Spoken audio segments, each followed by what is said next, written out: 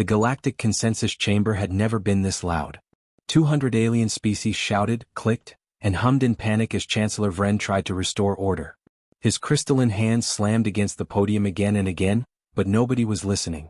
Dr. Marcus Webb sat in the human delegation box, completely confused. Beside him, Ambassador William Grant looked equally lost. They had come for a simple planetary review, nothing more. Earth had been part of the galactic community for 2 years now. This was supposed to be a formality. What is happening? Marcus whispered to William. Before the ambassador could answer, the massive screens around the chamber flickered to life. Dr. Thelver, a respected alien scientist with 6 eyes and a body like flowing water, approached the center platform. The chamber slowly quieted, though the tension remained thick in the air. Honored delegates, Thelver began, his voice translated into dozens of languages simultaneously. We have completed our full assessment of the planet called Earth. Marcus straightened in his seat. This was it. The official classification that would determine humanity's place among the stars. Our initial rating of Earth as a Class 7 Deathworld was incorrect, Thelver said carefully. Severely incorrect. Nervous sounds rippled through the crowd. After extensive analysis, verified by 3 independent committees, we must reclassify Earth as a Class 14 Deathworld. The chamber exploded into chaos again. Delegates jumped from their seats. Some rushed toward the exits. Others stared at the humans in horror. Marcus turned to William, bewildered. Class 14? I thought the scale only went to 12. William's face had gone pale. It did. Until today. On the screens, data began scrolling. Information about Earth that Marcus himself had submitted months ago during the standard planetary survey. Nothing unusual, he had thought. Just facts about his home world. Observe the gravitational constant, Thelver continued, pointing at the numbers. Humans measure it as 1 g. By galactic standards, this is nearly double the acceptable range for habitable worlds. Most species in this room would be crushed under their own body weight within hours on Earth's surface. Marcus blinked. He knew Earth's gravity was higher than most worlds, but crushing? He looked around the chamber with new eyes. The Ythrians with their hollow bones. The Fel who seemed to drift rather than walk. The Mercerians who were barely solid. Suddenly, he understood why the station's corridors had felt so easy to move through. Everything here was built for creatures much weaker than humans. The oxygen content of Earth's atmosphere is poisonous to 63% of all known intelligent species, Thelver went on. The microbial life alone would trigger fatal reactions in nearly everyone present. Earth's weather systems produce storms with wind speeds exceeding the structural limits of most starship hulls. Marcus wanted to protest. Those were just hurricanes. Humans had lived through them for thousands of years. And yet, Thelver said, his voice taking on an almost fearful tone, humans not only survived this world but conquered it. They evolved as apex predators, persistence hunters who could chase prey for days without stopping. They domesticated other predators and keep them as companions in their homes with their children. A picture of a golden retriever appeared on the screen. Several delegates gasped and backed away from their seats. Marcus almost laughed. That was just a dog. His dog Rex back home was the sweetest animal he had ever known. But looking at the genuine terror on the aliens' faces, he kept quiet. The evidence cannot be denied, Thelver concluded. Humans possess bone density 3 times the galactic average. Their muscle tissue can generate explosive force that would literally tear most species apart. They heal from injuries we would classify as fatal. They survive radiation that sterilizes entire worlds. They consume chemical compounds for pleasure that we classify as industrial toxins. He means coffee and beer, William muttered under his breath. The committee recommends unanimous approval for Protocol Omega-7, Thelver announced. Immediate quarantine of Earth and all human vessels until proper safety measures can be established. The vote happened quickly. Green lights filled the chamber like stars appearing at dusk. Delegate after delegate approved the quarantine. Marcus watched in growing horror as humanity was voted out of galactic society. William stood slowly, his hands gripping the rail in front of him. High Chancellor, Earth protests this decision. We have been peaceful members of the galactic community for 2 years. We have never. You have injured 17 delegates through normal physical contact, Chancellor Vren interrupted. Ambassador Grant, 3 weeks ago you went jogging with a Felian diplomat. He spent 4 days in medical care, convinced he was dying because no living thing should be able to move that fast. William's jaw tightened. That was a misunderstanding. We are trying to be careful with... Careful. A Mercerian delegate stood, her transparent body shimmering with emotion. I watched a human child hug a Ythrian ambassador. The child was 4 years old. The ambassador suffered 3 broken ribs and a fractured shoulder. The child thought it was showing affection. Marcus felt something cold settle in his stomach. They were serious. The galaxy was genuinely terrified of humanity. We are not accusing humans of evil intentions, Vren said, his tone slightly softer now. We understand you cannot help what you are. But you must understand our position. You are the first intelligent species to evolve on a world that should have killed you 1,000 times over. You are biological impossibilities walking among us. Until we fully understand what your existence means, we cannot risk the safety of trillions of galactic citizens. This is insane, Marcus said, standing beside William. We are not monsters. No, Thelver said quietly, all 6 of his eyes focused on Marcus. You are something far more concerning, Dr. Webb. You are survivors of a world that makes our worst nightmares look comfortable. And that is what terrifies us. The final vote was called. The quarantine was approved. All human ships were ordered back to the Sol system. Trade agreements were suspended immediately. Cultural exchanges were terminated.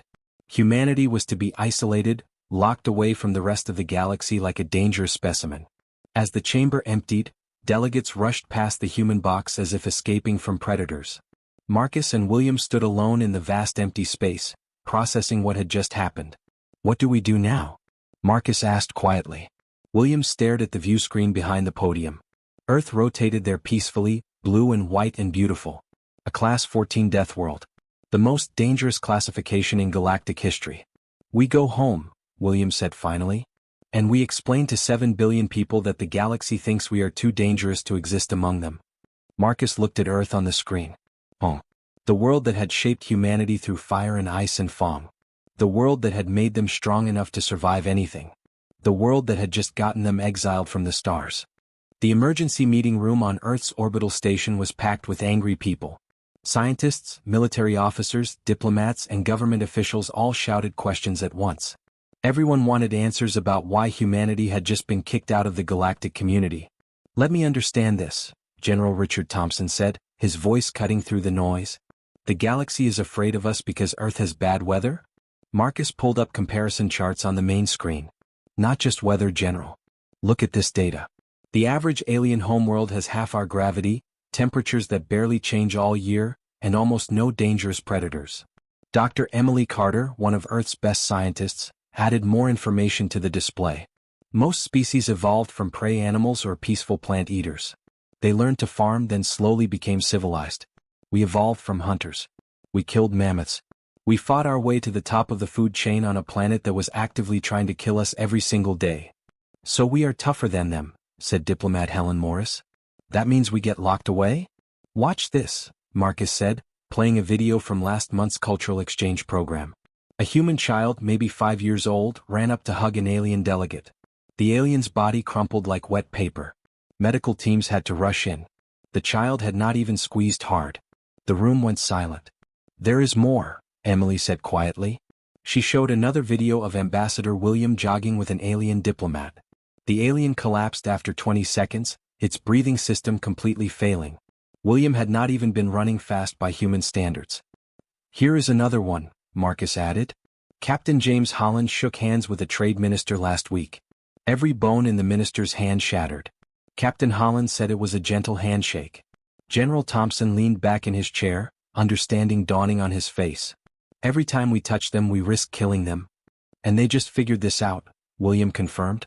For 2 years they thought we were being careful around them. Now they realize we have been holding back tremendously, and we are still dangerous to them. What about our ships in alien space? Asked Captain Rebecca Stone. I have 15 cargo ships docked at alien stations right now. William's expression darkened. That is our next problem. We are getting reports. The galaxy is not just scared anymore. They are taking action. An urgent message flashed on the screen. It came from the civilian cargo ship called Horizon's Edge with Captain George Miller in command. This is Miller, the message played. We have been arrested by Galactic Security at Station Praxis 9. They are treating us like weapons. We are locked in maximum security cells. They will not even let us. The message cut off suddenly. How many ships have been detained? Helen demanded. 17 confirmed so far, William answered. More reports coming in every hour. This is an act of war. Thompson slammed his fist on the table, making several people jump. No, Emily said calmly. This is an act of fear. They genuinely believe our crews might accidentally kill thousands of aliens. And based on everything we now know, they might be right to worry. The room erupted into arguments. Some people demanded military action. Others wanted diplomatic solutions. A few suggested simply leaving the galaxy alone and focusing on human space. Marcus walked to the observation window and stared down at Earth below. The planet looked so peaceful from up here, covered in swirling white clouds and blue oceans. Helen joined him at the window. What are you thinking about? I am thinking that we have been living in a cage our whole lives and never knew it, Marcus said. We thought Earth was normal. It turns out we are the monsters in everyone else's horror stories. Are we really monsters? Helen asked. Before Marcus could answer, another urgent alert sounded through the room. This message came from the merchant ship called Swift Fortune. The crew had refused to be detained. The human crew had defended themselves without using any weapons, easily defeating the alien security forces trying to arrest them. Security footage played on every screen in the room. Human crew members moved through the alien ship, dodging and weaving at speeds the computer marked as fatal to most known species. The humans had not fired a single shot. They had not needed to. Their bodies alone were weapons. The footage was already spreading across the galaxy. Trillions of aliens were watching humans move like action heroes, doing things that should be impossible. We have a choice, William said to everyone in the room. Do we prove we are not monsters? Or do we prove that even monsters can choose to be good? General Thompson's communication device beeped urgently. He listened for a moment and his face went pale. We have a bigger problem than detention. Long-range sensors have detected something in deep space. Something big. And it is changing course. Changing course toward what? Emily asked, though she already feared the answer. Thompson looked up, his eyes meeting hers. Toward Earth. The Galactic database identifies it as a Crickstar swarm. According to their records, it has never been stopped. Ever. The room fell completely silent. Everyone stared at the general, processing what he had just said. Marcus turned back to the window looking at Earth. Beautiful, deadly Earth. The world that had forged humanity in fire and blood and survival. The Class 14 Deathworld that had just attracted the attention of something even the advanced aliens feared. How long do we have? William asked quietly. Thompson checked his display. The swarm will reach the outer Sol system in approximately 72 hours. Every alien ship in nearby sectors is already running away. And us? Someone asked. General Thompson looked around the room at the assembled humans. Scientists, soldiers, diplomats, captains. People from a world that had spent millions of years teaching them one simple lesson. When something tries to kill you, you fight back. We do not run, Thompson said simply.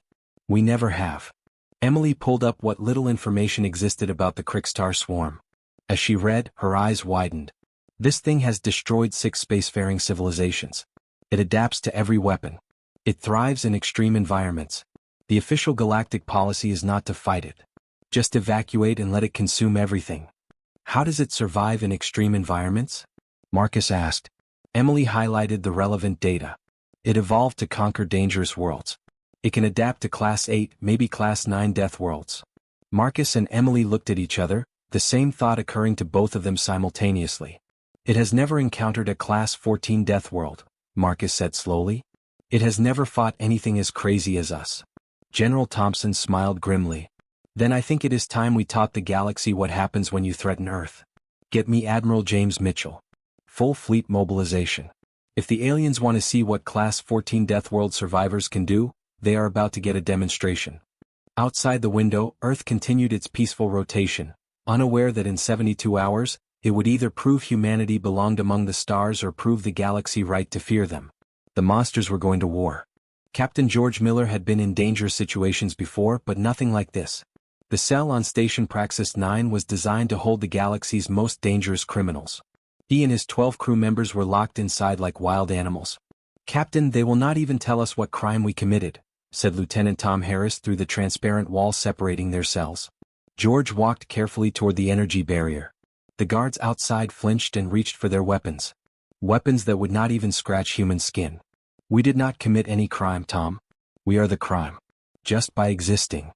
A nervous alien administrator approached, staying far back from the barrier. Captain Miller, for the safety of this station, You must remain here until Earth's quarantine is finalized. We have been here for 3 days, George said, keeping his voice calm and quiet. We have cargo to deliver. We have contracts. People are waiting for. Your cargo includes equipment rated for Class 14 environmental extremes, the administrator interrupted. Do you understand what that means to us? You carry tools designed to work in conditions that would kill everyone on this station within minutes. George almost laughed. They were afraid of safety equipment. These are just normal tools where we come from. That is exactly our point, the administrator said, then quickly walked away. George sat down heavily. Across the station, similar scenes were happening with 17 other detained human crews. The galaxy had decided humans were too dangerous to allow free. Then everything changed. Alarms screamed throughout the station. Red emergency lights flooded the corridors, turning everything the color of blood. All personnel to evacuation stations immediately, a calm computerized voice announced. Krikstar swarm detected in system. Estimated arrival in 42 hours. This is not a drill. Repeat, this is not a drill. George pressed against the barrier. Guard. What is a Krikstar swarm? The guard's face had gone completely white with terror. Death. It is death. Then he ran. Within minutes, the entire station descended into panic. George watched through his cell's small window as ships frantically disconnected from docking ports and fled into space. Entire sections of the station were being abandoned. People were screaming, pushing, fighting to escape. Captain? Tom shouted. They are leaving us here.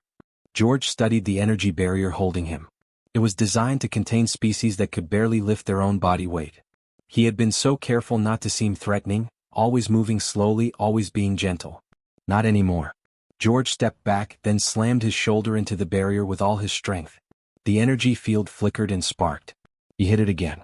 The backup power systems were not meant to handle this kind of force. A third impact and the barrier exploded in a shower of blue sparks. Everyone out. George shouted. Get to the ship. Move. The crew ran through the abandoned corridors toward their docked ship. But as they passed the detention area, George saw dozens of other prisoners. Aliens of all species locked in cells crying out for help. The guards had abandoned them all to die when the swarm arrived. George could not leave them. Tom, get the Horizon's Edge ready for launch. I am getting these people out. Captain, we do not know how to open alien cell systems. Then I will break them open. Go. George ran from cell to cell, manually overriding locks and smashing control panels. Confused, terrified aliens stumbled out, unable to believe a human was saving them. He herded them toward the docking bays, moving as carefully as he could to avoid hurting anyone in the chaos. Meanwhile on Earth, General Thompson stood in the command center watching the crisis unfold across multiple screens. Reports flooded in from every corner of human space. More detentions. More confrontations. And now the Krikstar swarm. What do we know about this thing? He demanded. Dr. Emily Carter pulled up the galactic database, her hands shaking as she read. It is a biological plague. A living nightmare that has been destroying civilizations for thousands of years. It is a hive-mind organism that consumes entire planets. It adapts to any weapon used against it. It thrives in extreme conditions. General, the official galactic policy is just to run away. They do not even try to fight it. How many civilizations has it destroyed? 6 complete spacefaring societies in the last 1,000 years alone, Emily whispered. And it is coming here? To Earth? Yes, sir. Thompson pulled up tactical displays. The swarm was massive beyond belief. Millions upon millions of biological organisms moving together like a living galaxy. Behind it, dozens of alien ships fled in absolute terror. Get me Admiral James Mitchell immediately. I want full fleet mobilization. Every ship, every weapon, every person we have. Helen Morris rushed into the command center. General, we have received a transmission from that extremist alien coalition.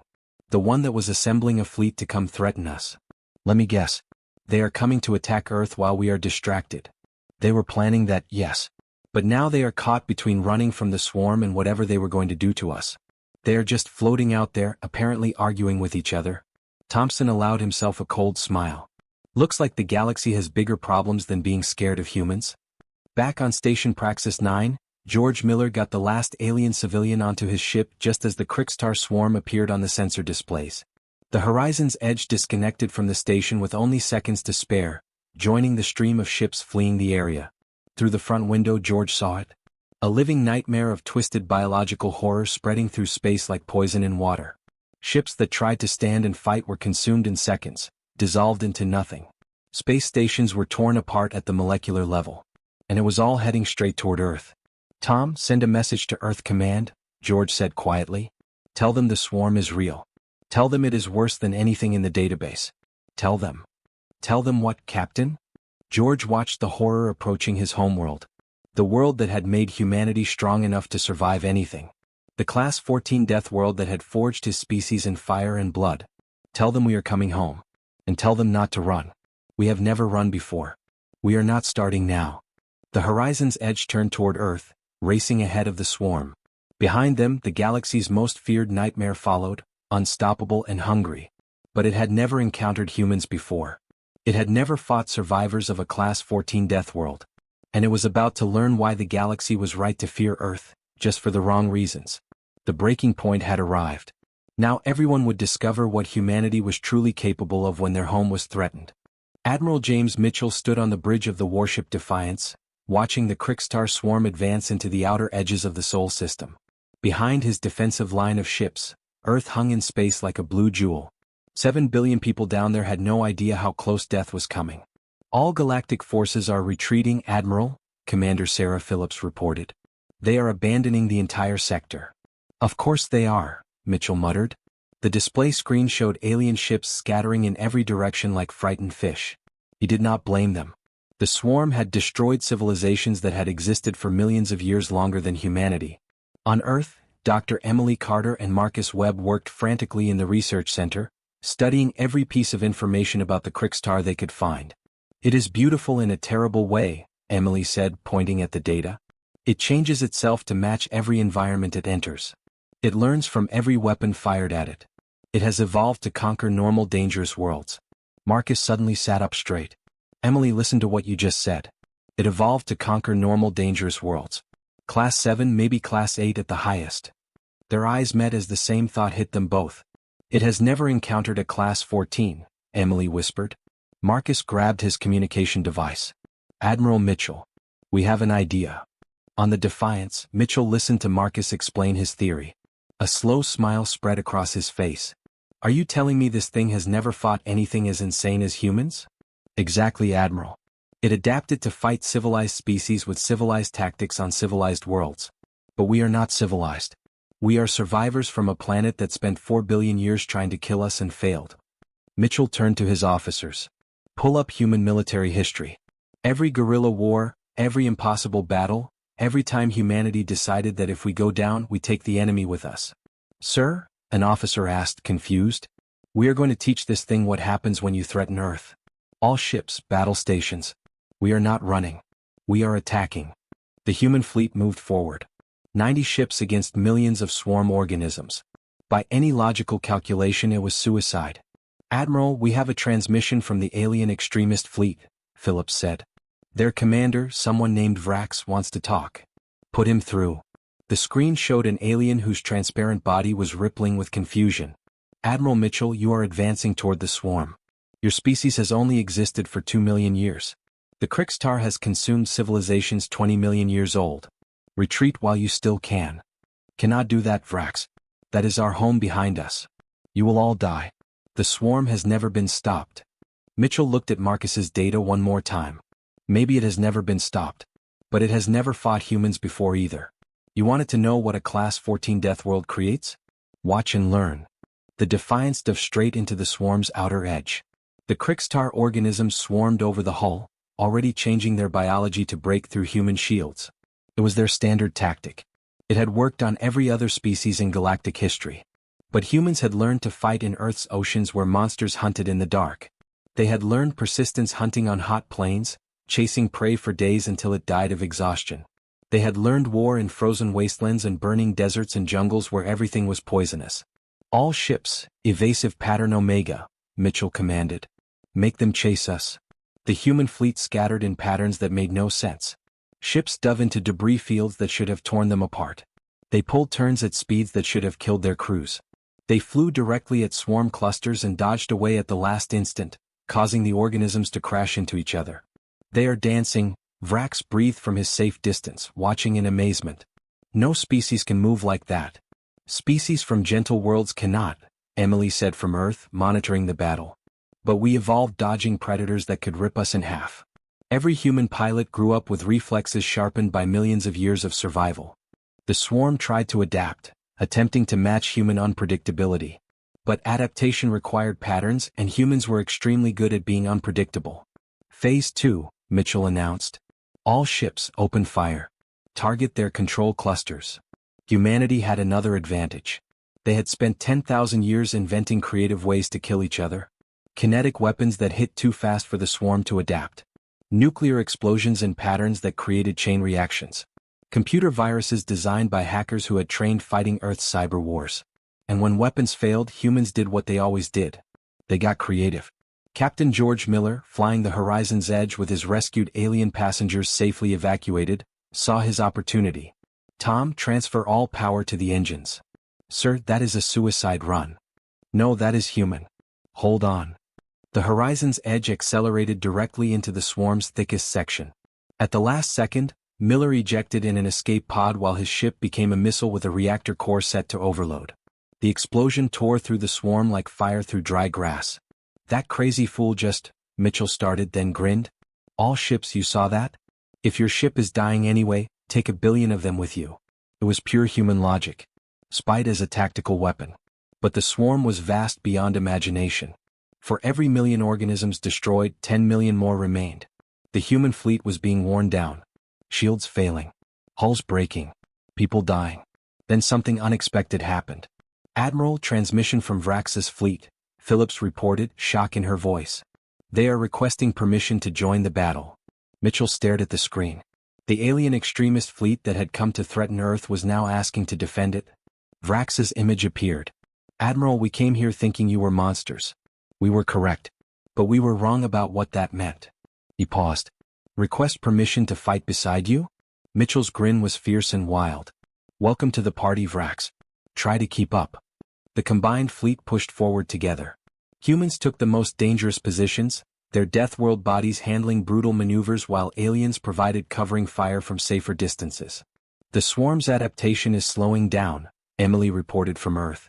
It is confused. It has never fought opponents willing to sacrifice themselves just to hurt it. That is what humans do best, Marcus said quietly. We have been doing it since we lived in caves. The battle raged for 6 brutal hours. When it finally ended, the swarm was shattered. Not completely destroyed, but broken beyond recovery. The surviving organisms fled into deep space, carrying new programming in their collective mind. Avoid the blue world. Avoid the humans. Mitchell's fleet limped home. Only 40 ships remained from 90. The alien coalition had lost half their numbers too. But Earth was safe. As rescue operations began, Vrax's voice came over the open communication channel, broadcast to the entire galaxy. We called them monsters, he said. They are monsters. But they are our monsters now. 3 weeks after the Battle of Sol, the Galactic Consensus Chamber met again. But this time, everything felt different. The air was not filled with fear. Instead, there was something quieter, deeper. Respect mixed with sadness. Ambassador William Grant stood at the central podium, no longer isolated in the human section but in the place of honor. Beside him stood Admiral Mitchell, still wearing bandages from the battle. Behind them, projected on the enormous view screen, were names. Hundreds and hundreds of names. 417 humans, William began, his voice soft but clear. 2,362 aliens from the coalition fleet. They all died defending a world most of them had never visited, protecting a species most had feared just weeks before. The chamber was completely silent. Not a single delegate moved. Commander Vrax stood slowly from his seat. The alien leader looked older somehow, changed by what he had experienced. I came to the Sol system with warships and dark intentions in my heart. I believed humans were mistakes of nature, threats that endangered galactic peace. He paused, his transparent form shimmering. I was half right. They are abnormal. They are dangerous. But they are not mistakes. Dr. Thelver, the scientist who had presented the original Class 14 classification, rose next. His 6 eyes were dimmer than before, dulled by grief. The Krikstar swarm had destroyed 6 civilizations in recorded history. It adapted to every weapon, every strategy, every environment. It was unstoppable because it had evolved to conquer the conquerable. He gestured to battle footage playing silently on smaller screens. It had never met a species that evolved by conquering the unconquerable. Marcus Webb stepped forward to speak. For billions of years, Earth tried to kill us. Predators hunted us. Diseases killed us by the millions. Ice ages froze our ancestors. Droughts starved entire populations. Earthquakes destroyed our cities. And we did not just survive. We thrived. We learned to turn every weakness into strength, every threat into a tool we could use. General Thompson joined them at the podium. But that does not make us monsters. It makes us adaptable. Yes, we are physically stronger than most species. Yes, our world would kill most of you within hours. But we have spent our entire existence learning to be gentle with fragile things. Dr. Emily Carter spoke next, her voice warm with emotion. Every human child learns not to squeeze too hard when holding a butterfly. We know our own strength. We can learn the same gentleness with you. We have been learning even if we made mistakes along the way. Chancellor Vren, who had ordered the original quarantine of Earth, stood slowly. His ancient face showed the weight of difficult decisions. The question before this council is not whether humans are dangerous. They clearly are. The question is whether that danger can exist peacefully alongside galactic civilization. Captain George Miller, still recovering from his escape and his heroic sacrifice of his ship, raised his hand. May I make a suggestion? Please, Captain, Vren said. Keep Earth classified as Class 14. Do not hide what we are or pretend we are like everyone else. But instead of quarantine, let us offer partnership. What kind of partnership? A nervous delegate asked from the back. William explained the idea they had been developing. The galaxy has dangerous situations. Extreme environments most species cannot survive. Biological threats you cannot fight. Crisis situations that require the kind of stubborn, perhaps crazy persistence that only a Deathworld species can provide. Let us handle those situations. We will be your emergency responders, your crisis specialists, your option of last resort when everything else has failed. And in exchange? Vren asked carefully. Normal relations, cultural exchanges, trade agreements, friendship, and patience while we continue learning to be gentle with you. We will make mistakes, but we will keep trying. The debate lasted for hours. Some delegates were still afraid. Others saw the opportunity. But most looked at the memorial names scrolling endlessly on the screens and remembered that humans had died to save aliens who had come to threaten them. Finally, the vote was called. All in favor of the Deathworld Directive, establishing humanity as a rapid response force while maintaining full cultural and trade relations with Earth? Green lights filled the chamber. Not every single one, but close enough. The measure passed. William felt tension he had been carrying for weeks finally released from his shoulders. Helen Morris, standing beside him, had tears running down her face as she smiled. The Deathworld Directive became official policy. Earth would stay classified as Class 14, but the meaning had transformed. Not a threat to be locked away, but a shield to protect the galaxy when nothing else could. In the months that followed, changes spread across known space.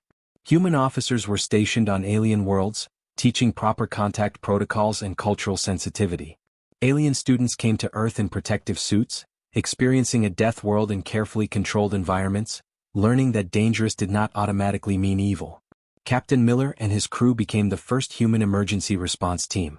When a colony on a Class 9 world had a catastrophic failure, trapping civilians in toxic conditions, humans walked through poison that would melt most species and saved every single person. When pirates attacked a cultural heritage site, human security forces responded.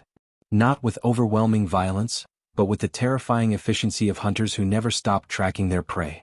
The pirates surrendered after 3 days of being relentlessly pursued through asteroid fields where they could not hide. Dr. Emily Carter and Dr. Thelver opened the first joint research center, studying how Earth's extreme evolution could help develop new medical treatments, better defensive technologies, and improved survival strategies for all species. And slowly, carefully, the galaxy learned what humanity had always known. Monsters are just people you do not understand yet. 6 months after the battle, Ambassador Williams stood in the memorial garden on the lunar surface. It was a joint construction project featuring alien plants growing in treated Earth soil, surrounded by flowers from a dozen different worlds. At the center stood a monument with names carved in 100 different languages.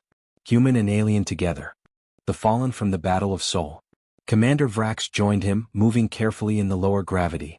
Your moon is almost comfortable, Vrax said. Only slightly less deadly than Earth. Williams smiled. We are planning to offer tours. Visit Earth's moon, our safest attraction. They stood together in peaceful silence for a moment. Do you know what Krikstar means in the old galactic language? Vrax asked. It translates roughly to the unconquerable. Past tense now, William said. Yes. Because it meant something even more stubborn than itself. Vrax's form rippled with what William had learned was laughter. The galaxy spent 3,000 years building civilization based on peaceful evolution and rational thinking. Then you arrived, forged in fire, too stubborn to die, and too kind to abandon us when we needed you. William placed flowers at the monument's base. Earth roses with their thorns carefully removed so they would not accidentally cut alien visitors. But the thorns had been there once, hidden beneath the beauty. A perfect symbol. Beautiful flowers, Vrax observed. And dangerous ones, William agreed. Like everything worth protecting. Behind them, Earth rose over the lunar horizon. Blue and white and green, swirling with storms that could flatten cities and nurture forests in the same breath. A Class 14 Deathworld, home to humanity. Survivors who had conquered their own planet and learned gentleness through that very conquest. Across the galaxy, other species looked at their peaceful worlds differently now. They had never been tested, never forced to adapt or die. They wondered what strengths they had never needed to develop. And in deep space, the remnants of the Krikstar swarm fled, carrying new instincts coded into their biology. A warning. A memory. A tiny blue world orbiting a yellow star, home to a species that should not exist. Monsters perhaps. But they're monsters. And that made all the difference.